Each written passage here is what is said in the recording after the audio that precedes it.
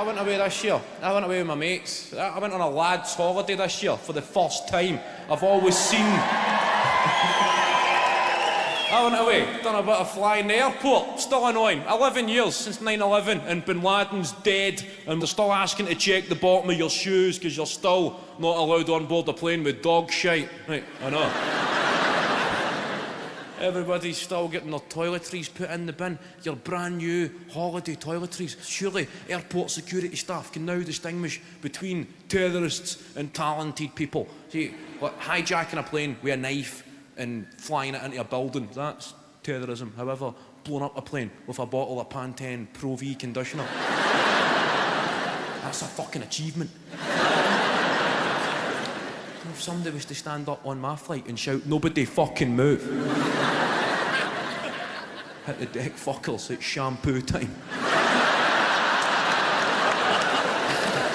I'd imagine I would laugh. Do they think people are going to be in a frenzy going, "Stand back, don't approach him, he's got L'Oreal, it's not worth it"?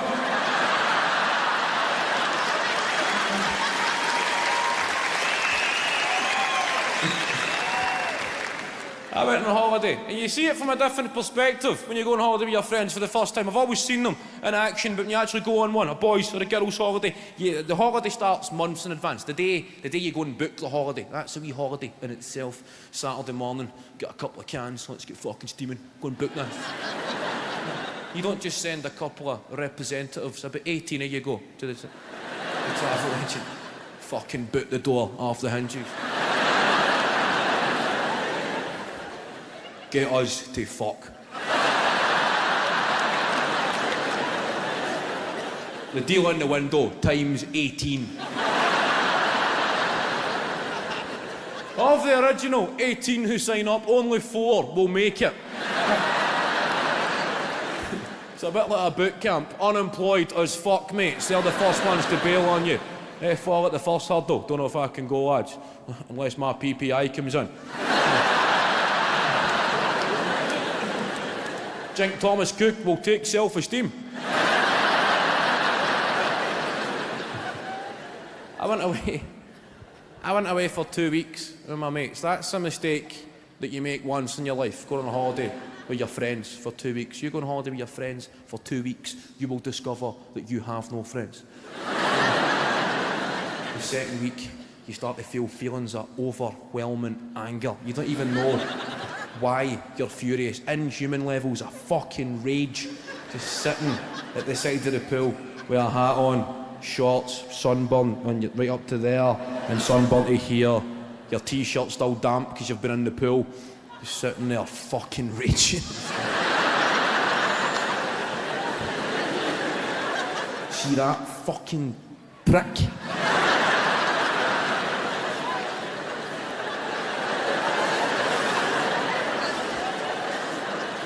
I'm going to fucking kill him.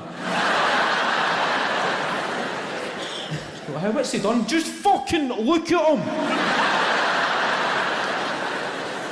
What the way he reads the paper? He turns the page and...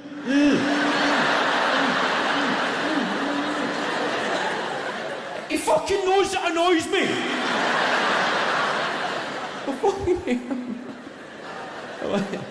You see the real guys on your plane. We were the newcomers. You see the professional lads' holidays with their t-shirts made. Right on your plane. Nicknames on the t-shirt: Shagger, Rambo, Craigie, Ginge. That's the 4 accepted nicknames for a professional class of 97. Guys who have made bail money in pesetas and escudos. They're the guys on your plane hitting the call bell 40,000 feet saying, "Excuse me, mate, going to give that CD to the pilot? Tell him track 10.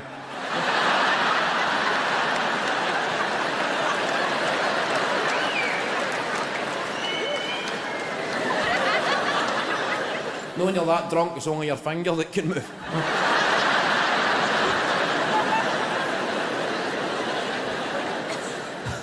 They're still trying to buy more alcohol. The cabin crew are saying, "You do realise, guys, that 1 alcoholic drink consumed in the sky, that's the equivalent of 2 consumed on the ground." Do you hear that, Craigie? Fucking wake up. Guy said it's 2 for 1s, mate. Go.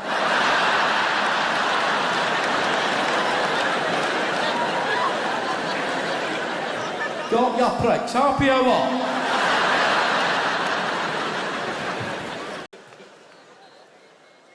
I've still I've stopped boozing as much, right? I still drink, but I've stopped drinking as much, because that is another thing I discovered. As soon as you turn 30, the fear of a hangover eclipses the joy of a night out, right? Teenagers, 20s, you see a tray of Jaeger bombs arrive, you see a good night ahead. 30s, you see a tray of suicidal thoughts in the morning arrive. That is the harsh reality of the aging process. You drink a couple of these, you know the next day is going to be spent on your couch, putting on Come Dine With Me, just for some company, just to have people there, just reassuring voices.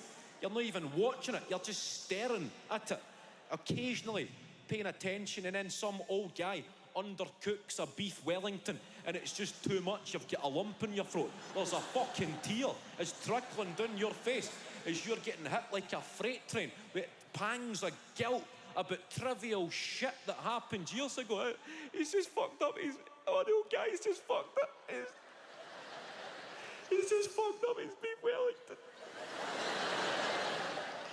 He only wanted to make everybody a nice dinner and he's totally ruined it. The starter looked amazing and then he just totally fucking... Why did he try a beef Wellington? It's quite a hard dish to make. And that voice perks up. That's that, Kev, you piece of shit. Remember, your mum used to make you a packed lunch every day, Kev, even though you just put it in the bin and went to the chip van. Remember, Kev? 4 years that went on. Every morning she was making you sandwiches, even though they were just going in your phone her, Kev. I'm sorry, phone her, Kev. Phone your mum, Kev. I'm going to phone her. I'm going to phone her.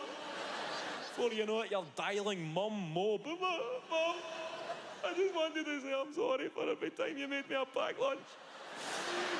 And I was just putting it in the... Kevin, where are you? Are you on something, Kevin? Have you... Your mum thinks you're a junkie, Kev. She thinks you're a junkie. Junkie boy. Junkie. That is a hangover. 30s onwards. Going to the bathroom every 20 minutes, shitting out bits of yourself you need to keep. That's what you've got to look forward to. Having to gradually move off the pan, knowing that you need to turn back and survey the devastation you have left in there. Hey, Kev, that was a very aggressive bowel movement, Kev. Don't flee the scene. Do not flee the scene. That needs a wee check, Kev. I think you might have done yourself a bit of long-term in there, Kev. So we're just going to count to 3, pal. We're going to turn back and we're going to take a wee look at that and then decide the next step. Okay, Kev, come on, pal. We'll get through this, right? 1, 2, 3. What the fuck is that red bit, Kev? Kev, there's a red bit in there, mate. The red bit. What the fuck, Kev? You've just shit the red bit out of your arsehole, Kev. You need to go that, mate. Get the phone out. I have just shit the red bit out of my arsehole. The red bit has just fallen out my arsehole. You need to say, Kev, you need to go to the doctor's Monday morning, just walking in, doctor, we're both adults here. I have just shat the red bit out of my arsehole. That's what you've got to look forward to. Your hangovers in your 20s. Oh my God, I'm so hungover. Really need a Nando's. Oh my God, I'm so hungover. Need an arse transplant.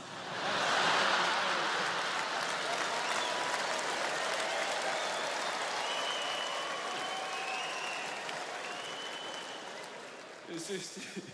I'm trying to drink in moderation these days. Take spells. You need to take a wee bit of a pre-season before you get back into it. I'm trying to drink. It's easy for me. I live in an area with all these fucking juice bars, right? It's easy to eat healthy when you live in a salubrious area. I was in a juice bar, and I ordered myself what was called a stress buster with a libido shot, right? And as soon as I said that out loud, I thought, fuck, I've just revealed a bit too much of myself here. Well, that's fine. It's good to talk, Kev. It's good to talk. Open up to the guy. Get it off your chest, Kev. It's okay not to be okay. See what other juice he's got. Mate, if you get a juice that could stop me dreaming that there's an Alsatian chasing me through a scrapyard, and every time I shout for help, my teeth fly out my mouth.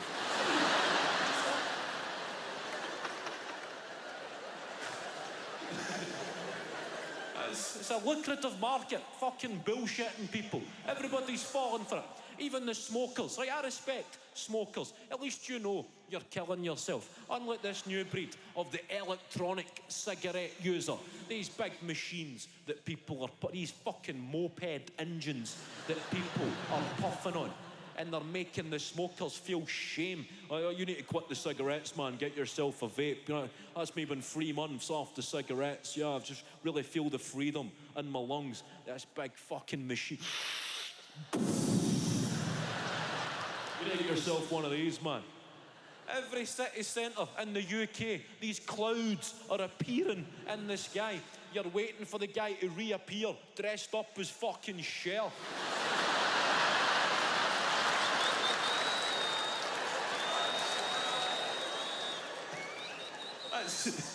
That's the hand gesture. If you're inviting somebody outside for a cigarette, it's that. If you're inviting somebody outside for an electronic cigarette, it's this. Right?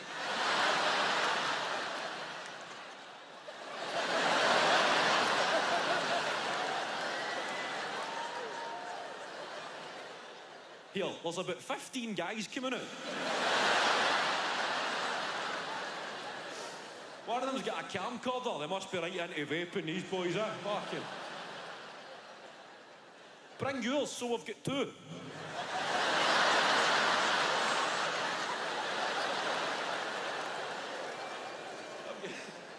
I've got a mate, he's a vapist. Right, I was watching him. I was in his flat one night. I was watching him with his vape, right, and he was charging the electronic cigarette through a USB cable.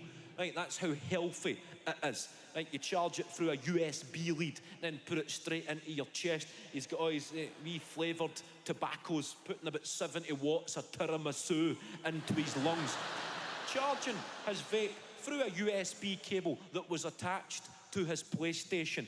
All the while, he's still smoking on it. This is a guy convinced he has made a positive lifestyle change. I'm sitting back watching a guy smoking a fucking PlayStation. Right.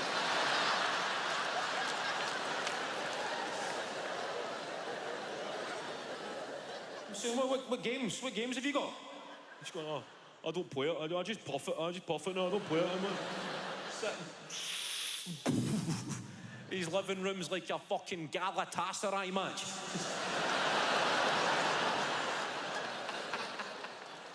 Well, you're going to get a fine off UEFA, man. Fucking hell.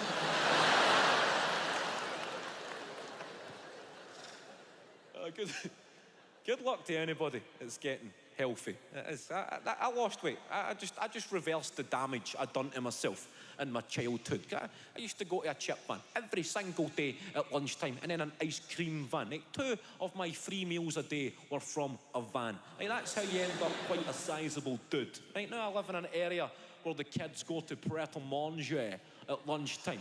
We should go to Pret a Manger. They're even pronouncing it correctly. Wee man, you're fucking 12. It's Pret a Manger.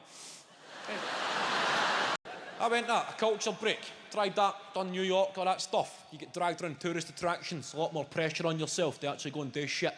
Standing looking at stuff, knowing you should be enjoying it. Statue of Liberty, wow, that's exactly how I fucking thought it would look. Having to take your photograph. You don't realise how much shite you photograph until you go somewhere good. Your phone runs out of memory. Standing on top of the Empire State Building, deleting fry-ups.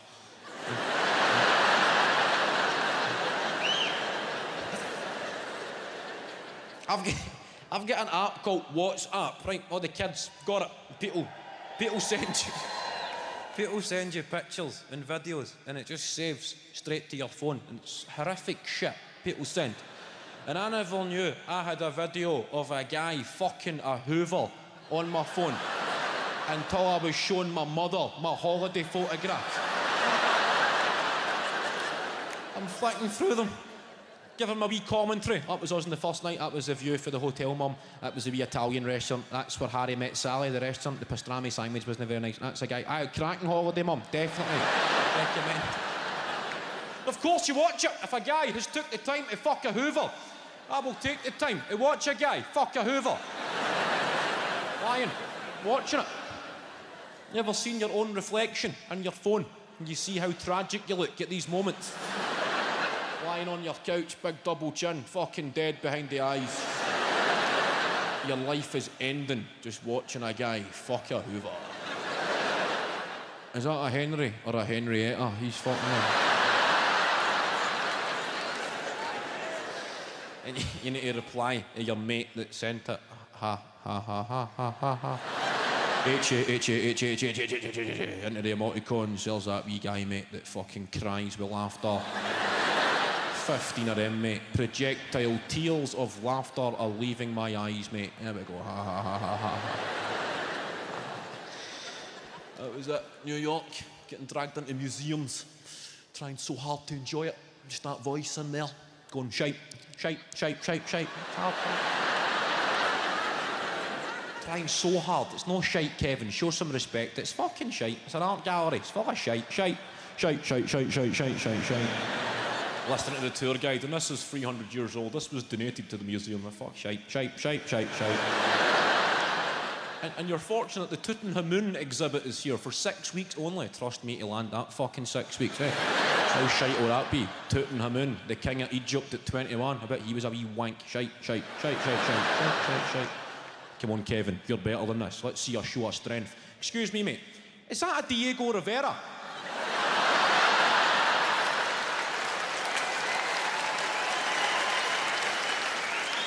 You don't know who he is? You found a victim, Kev. All that hard work, gave him at both barrels. Never heard of Diego Rivera, mate? No, never seen Dreams of a Sunday Afternoon in the Alameda. Arguably one of Rivera's most controversial works, my man. Why was it controversial? Well, because it depicted Don Ignacio Ramirez holding a placard that said God does not exist.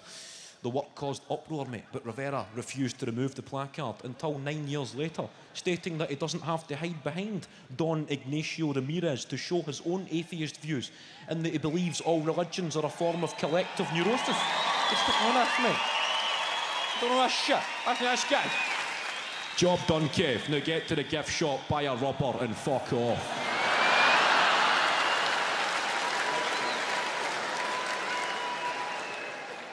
I travel a lot. I appreciate my life. Travel, stay in a lot of hotels. I've always got bad news for you. Noticing that hotels always. Unfortunately, sir, the Wi-Fi is only available in the lobby area. Was it all right to masturbate in the lobby area?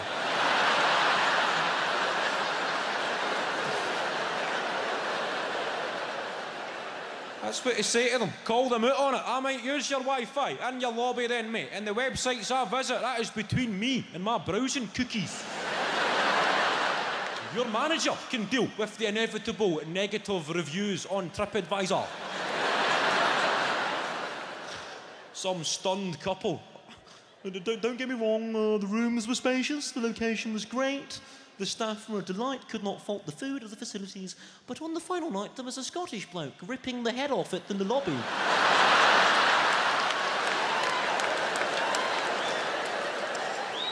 It was bloody disgusting, nothing subtle about it. He had his denims at his ankles, his feet on the coffee table. He was using both his hands at one point. He was shouting encouragement to himself. He then demanded housekeeping bring him a Hoover. It was rather bizarre. 2 stars. We won't be back. 2 stars. The Wi-Fi. It's fucking killing this world, isn't it? The internet. I'm trying to cut loose. I'm trying to stay offline. Driving me fucking nuts. I like technology. I appreciate what the geeks have done in this world. Just don't like the person that I become. As soon as it fails, as soon as it stops working, it sends me fucking into a big angry primate. I've had too many of these rages. I'm quite a peaceful guy. Fucking laptop stopped searching for wireless networks a few weeks ago, right? I know that sounds a bit trivial, but it's enough to send me into a fucking piece of shit. Fucking shouting at it. Because I'm so out of my depth trying to figure out. Your laptop breaks, you've got 2 options, Johnny. You can hand it in to where you bought it, or you can phone up the technical support line. What option did you choose, Johnny? In your own time, Johnny. Well, I phoned up, Johnny. You could hand it in, right? That's part of my problem. I know I need to hand this computer into fucking the Apple store to speak to Mark with a C with his wee genius t-shirt on. talking about his band. Yeah, we're called Skull Fracture. We're playing the unsigned 10 to 10 apart. His big stupid earlobes hanging down. Going to put your earrings back in, Mark, and stop putting people off calamari for life.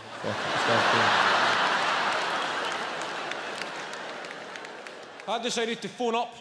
A laptop was no longer searching for wireless networks, and people were calling it a first world problem. That just makes you angrier. I fucking know it's a first world problem. That's why I'm on the phone to the third world trying to get it fucking fixed. I phoned up. I'm on the phone. Indonesia. Talking to my man Gavin. He starts asking me questions. I'm telling Gav the issue. Gav's asking me for my DHCP client ID. I said, I don't know what that means, Gav. Gav told me, click on system preferences, then go to network settings, and then advanced network settings. And he said in there you should see an IPv4 phone number, and from that you should be able to see your DHCP client ID. I'm fucking getting excited here. Gav's onto something. I said, yes, Gav, I can see a DHCP client ID. And he's asking me if it's configurated or deconfigurated. I said, well, Gav, it appears to be deconfigurated. Gav tells me to click on, I'm already there, Gav. Clicked on configurate, done deal. And he goes, try again. I'm so fucking excited, Gav, to try again. Tried again. And the laptop connected to the wireless network. I thank Gav for his time. Then I'm left wondering, my mind is blown. Who the fuck undone that? Like... I've never been anywhere near that part of the computer before. So what the fuck happened between connecting to wireless networks and no connecting to... Did I have an MIT frat party in the living room one night? Did I have Mark Zuckerberg in the boys' room for a couple of cans? It's got a bit out of hand. I fell asleep at 6 in the morning, and rather than just shave off my eyebrows or draw a cock and balls on my face, some prankster has logged into my laptop and fucking deconfigurated my DHCP client ID.